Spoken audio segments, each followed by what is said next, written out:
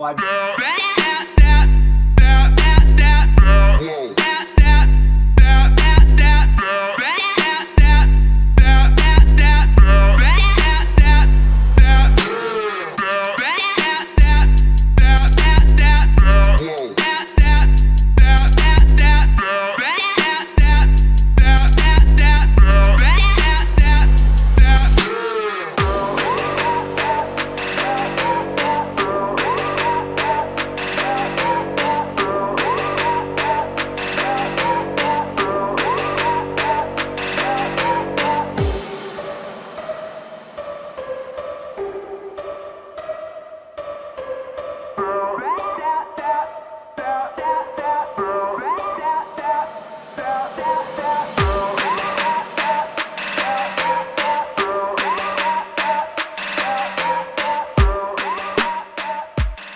Alright, what's going on, guys? Today we're back on Borderlands 3, and today I'm actually bringing you guys a build video with my level 65 Mayhem 10 flak, otherwise known as my fadeaway flak.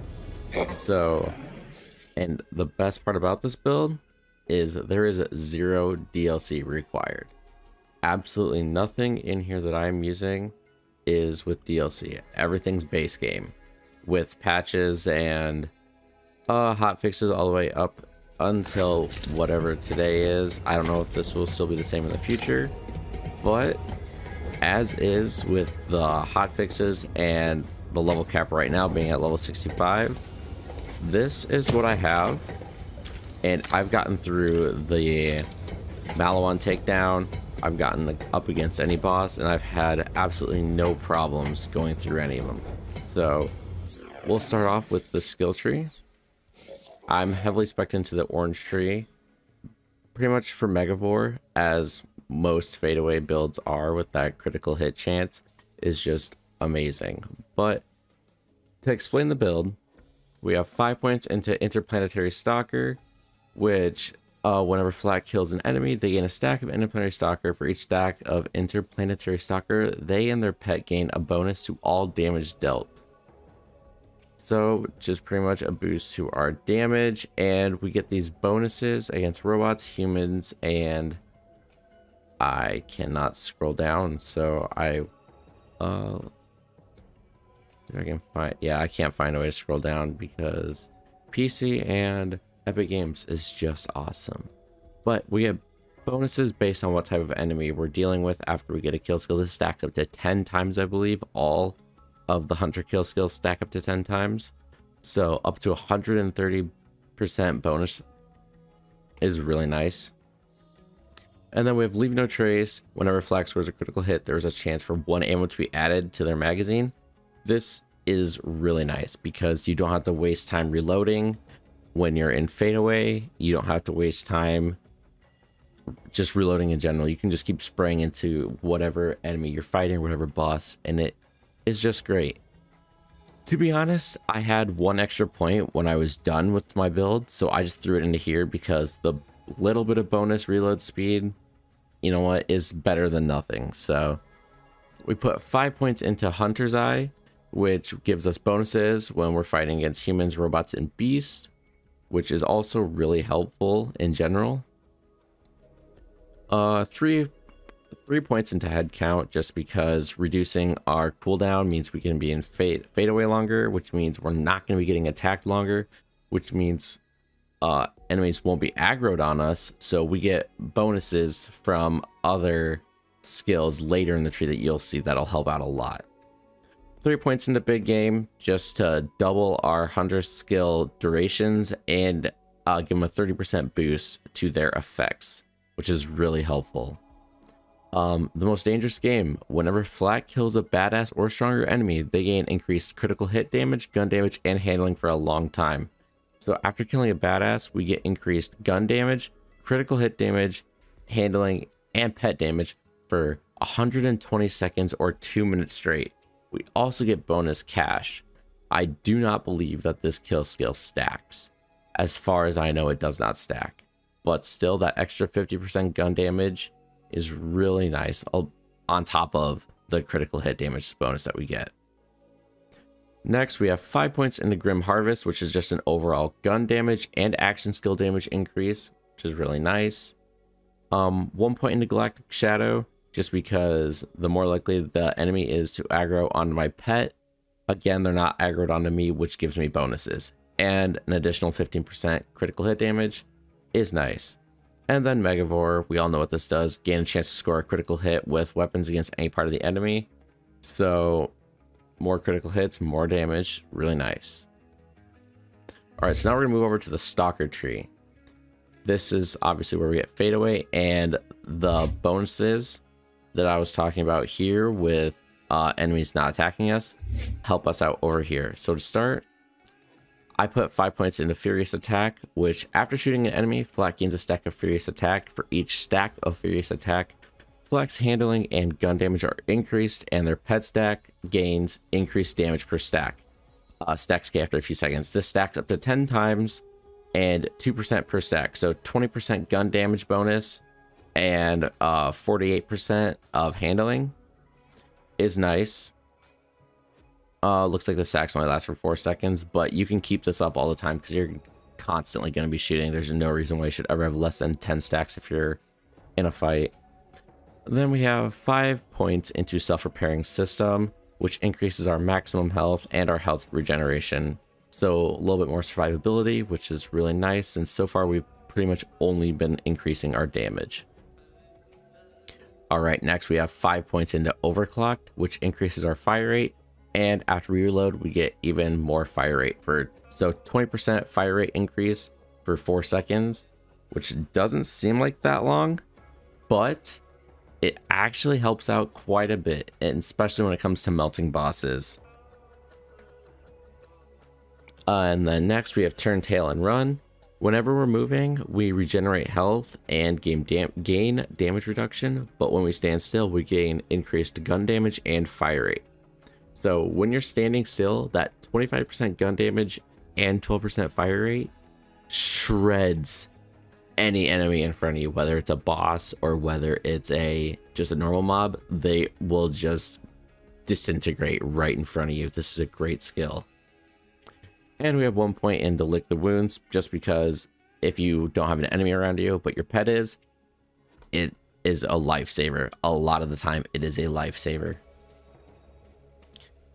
Next, we have 5 points into Hidden Machine. When an enemy has no target or is attacking a different target, Flak deals increased damage against them. So this is what I was talking about with the enemy. Whenever it's aggroed onto your pet or just not aggroed onto you, we get a bonus 30% damage, which just adds up on top of all of our other damage bonuses, which is really, really good. And then we have 5 points into Rage and Recover. Kill skill: after killing an enemy, Flak and his pet regenerate health for a few seconds. 8%, 3 seconds, 24% of our health regenerated just like that is really helpful. It doesn't stack, but it keeps every time you get a kill, the 3-second counter restarts. So that is really nice. And 1 point into the Power Inside. Flak and Flak's pet gain increased damage when Flak activates an action skill.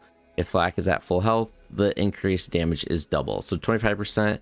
And if we're at full health, then a 50% damage increase for 15 seconds, which is a lot of damage, let me tell you that. So obviously we're Fadeaway Flak, we're running Fadeaway, and with the augments of Gorillas in the Mist, which Fadeaway no longer ends after Flak's attacks at the cost of critical hit damage, Fadeaway duration is being reduced. Okay, so Fadeaway, the duration is 5 seconds with critical hit damage is 25%, but you can shoot as much as possible in those 5 seconds, not including the bonuses that we get from, I believe we get a action skill increase somewhere. I could be wrong though. I thought we did, but maybe not. But it makes all of our hits critical hits. It makes the enemy not aggro onto us, so even more bonus damage. And it just lets you get out a bunch of bullets onto the enemy and take them out really fast. And then Unblinking Eye. Successive hits on the same target increase Flak's critical damage per hit. Unblinking Eye resets every 3 hits. So 75% per hit 3 times is what, 225% on that 3rd hit, which is insane. It is absolutely insane amounts of damage. Unless I completely do not understand this skill, this helps you absolutely shred bosses. You'll see in the beginning clips me destroying, I believe, the electricity boss. Oh my gosh, what's his name? Kilovolt. And then the Malawan takedown boss, Wotan the Invincible. Once I get him into that final stage, once I go into fadeaway, he's gone. He just melts. It is awesome. And the flying, the better half, gone. 1 clip, disintegrated. This build does so much damage, and it's great that you don't have to have DLC for it either. Unlike Borderlands 2, you had to have DLC if you wanted to have the absolute best weapons. And skipping over the purple tree, because like I said, no DLC is required for this build. Our last 3 points are going to go into Persistence Hunter, which gives us more gun damage and action skill duration. So 45 seconds, so that increases it by like, what, 2 seconds? So our action skill lasts for actually 7 seconds instead of 5 like it says here, roughly. So that is the full skill tree. It might be pretty basic, to be honest, but when we mix it with this gear over here, I would say it's almost a basic flak build, but like I said, we're not gonna have any DLC weapons, so we're gonna have to make do with what we got. So to start off, I have the Maggie with the anointment on action skill, and the next 2 mags will have 100% additional incendiary damage. This is nice, but ideally you're going to want either on action skill and just bonus 100% damage in general, or during action or while action skill is active 200%. Those are ideally your 2 best options, but this works just fine. Or maybe on action, when action skill is active, 75% on named enemies. That's also a good one. For my next gun, I have the redundant Brainstormer. For this one, I have on action skill and deal 40% additional radiation damage. This is okay. It's really not great. It's just an okay anointment. Again, what you're going to want is while action skill is active, 200% would absolutely shred. I would much rather have that, but I've been farming a bunch of these weapons for the past 4 hours. It is noon now and I still haven't slept because I wanted to get this video out to you guys. So yeah, I decided to cut my just take the L and use this Brainstormer, which you'll see in the video still works just fine. That 200% might be overkill, but this flak build in general is just overkill. It is awesome. All right, and then next we have the Reflux, which is a Mayhem 4 exclusive weapon, but you get it from, oh my goodness, Genevieve. I honestly couldn't tell you where you get these 2 from. I got them as world drops, but yeah, I got them as world drops. I don't know if I figure it out, I'll either link videos to them or I'll put some text on screen. All right, next we have the Monarch, which is a Mayhem 6 exclusive or higher weapon, and you get it from killing Kilovolt. So I have one of almost every element. I have the corrosive, fire, radiation, shock, and normal. So yeah, every element. And this one is while Fadeaway's active weapon damage is increased by 100%. This isn't even the best anointment that you can have on it. I would much rather have while action skills active weapon damage is increased by 200%. But even so, with this anointment, with how much damage I did to Wotan, the 200% anointment would probably shred Wotan in 2 seconds. I would bet 2, maybe 3 seconds, and his health would be gone. Easy. So I'm going to keep grinding for that, and then I'll update this build later. But if you watch the boss fight at the beginning, man, do I do a lot of damage. Holy cow, do I do a lot of damage. It is awesome. For my fire version, I have on action skill. When action skill is active, weapon damage is increased by 200%. I have it on this one, and I also have it on my shock one. I really wish I had it on my corrosive one, but it's fine. We're getting there. On my nuclear monarch, on action skill end, the next 2 magazines will have additional bonus cryo damage. This is really good for general mobbing on just all different types of enemies. This does a lot of damage because with the cryo and then the radiation explosion after, you do a lot of AoE damage. So for mobbing, this will be your go-to weapon. And then for my normal monarch, I have on action skill end, the next 2 magazines will have 100% additional incendiary damage. It's okay. This is okay. You can probably make do without this one. Or if like Wendigo, he doesn't have any weaknesses, or he doesn't have any, he doesn't have any weaknesses, but he does resist. So I'd probably use this with while action skill is active, weapon damage is increased by 200%. That ideally would be your best option. All right, next we have a Hellwalker with action skill active, weapon damage is increased by 200%. This thing will one-shot almost any mob. Easy. If you put on fadeaway, you will one-shot, if you aim for the head, any basic mob enemy, no problem. This thing is just your get the hell out of my way gun. Next, we have 3 backburners of just different elements. The anointments on these are pretty garbage. I got sick of farming the agonizer for these. This is my best one right here. The nuclear Guttywutz backburner, I think is how you say that. On action skill end, the next 2 magazines will have 100% additional bonus corrosive damage. This on Wotan is awesome. I did not use it in the beginning clip, but if you can shoot it underneath him after your action skill ends, you will just destroy his health bar. So many bosses, once your fadeaway goes away, use this, shoot it at their feet, gone.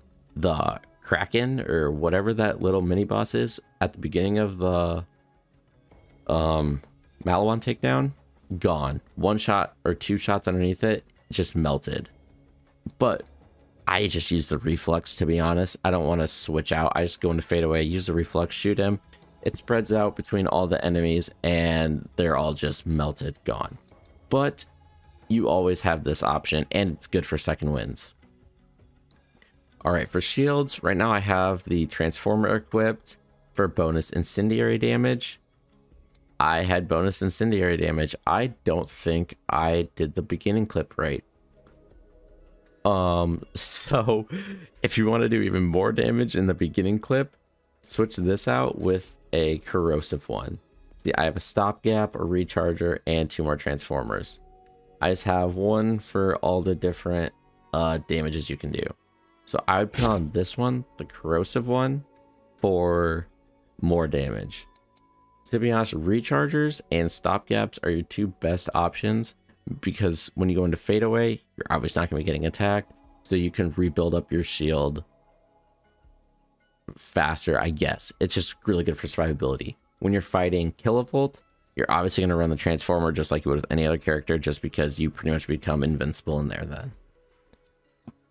But so that's my recommendation, is either the stopgap or the recharger. Those are your 2 best options for base game.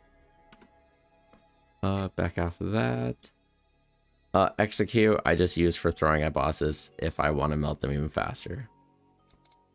All right, for the grenade, I'm just honestly just use whatever you want. Just get that bonuses, bonus corrosive, incendiary, whatever. I have a Stormfront and a cloning hex with bonus corrosive because I either want to freeze the enemy, or if I can't freeze them, then I can whittle on their shield. That's the reasoning behind that. These I literally don't even use. I just have them for their bonus shock and radiation anointments. And for the artifact, geez, I have Charging battery. Snowdrift Victory Rush. And then for this one, I have the Elemental Projector Victory Rush. I just have this just because I've actually never used it, because I don't self-dot myself, just because more than likely I'd end up killing myself. But the option is there. If you don't feel like you're doing enough damage, throw this on, grab a sellout, shoot your feet, and just watch everything be gone right in front of you. I might update this video or post a video after this of me using the Elemental Projector to try and melt some bosses. We'll see though. I just worry about killing myself in the process. And finally, for my comm, I use the Bounty Hunter, obviously, because bosses are now treated as humans, beasts, and robotics for Flak's hunt skills. So all those bonuses that you saw I would be getting for specific scenarios are now all added on for bosses. This is easily Flak's best comm. I don't really use anything else unless I'm using a different build. You could, I guess, if you got DLC 1, get the stack bot, but honestly, I would use the Bounty Hunter over the stack bot just because of how good this is. I got a decent roll on it: weapon critical damage, weapon damage, and weapon handling. And the 3% chance to activate any purchased hunter kill skill when dealing gun damage really helps you get all those skills up to 10 stacks pretty much at the start of the fight. This is what helps you do so much damage against any boss you want to go up against, is the fact that you get bonuses on the boss for humans, beast, and robotics. Like this. Bonus critical hit damage, bonus armor damage, and you get damage reduction against them. Really helps with your survivability. And with Interplanetary Stalker 2, you get bonus that corrosive damage, action skill damage, and I wish I could tell you the bottom one, but it doesn't let me scroll down. Maybe. Yeah, no, it doesn't let me. But pretty much that is it for the build. Like I said, use the execute to weaken the bosses. You could grab an It's Piss grenade to weaken the bosses even more. There's a lot that you can still do to do more damage to the bosses, but you do plenty of damage with this. You really don't even have to do it. You can use more of these for more survival or freezing or anything like that. But anyways, if you guys like the build guide, drop a like. I plan on releasing more of these for the different Vault Hunters and some more builds for Flak right now, just because that's who I've been using a lot lately. I haven't gotten back to Amara yet since the level increases and since I started over, because it had been so long since I actually had played this game. But that's what is going to be coming in the future. So if you enjoyed, drop a like. Comment down below what character you want to see next besides Flak, or just put down Flak if you want to see more Flak builds. And if you want notifications on every time I upload, why not hit the subscribe button? I want to try and get 50 subscribers by the end of this year. So I'll see you guys in the next one. Peace out.